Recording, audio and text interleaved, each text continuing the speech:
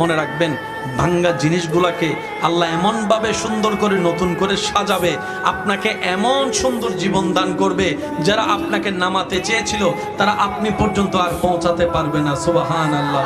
যারা আপনাকে টেনে ধরে নামাতে চেয়েছে তারা অনেক পিছনে পড়ে থাকবে, আপনি রবের রহমত নিয়ে অনেক দূরে এগিয়ে থাকবেন।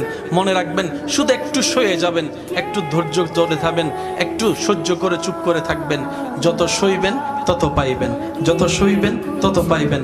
কোনো আফসোস নাই, কোনো আপত্তি নাই, কোনো হা হুতাশ নাই। রবকে শুধু এতটুকু বলবেন, যখনই মন খারাপ হবে সিজদায় মাথাটা ঝুঁকিয়ে, ইয়া রব, আমি যা পেয়েছি কোনো কিছু পাওয়ার যোগ্যতা আমার কাছেই নেই, সব তুমি দয়া করে দান করেছো, সব তুমি দয়া করে দান করেছো।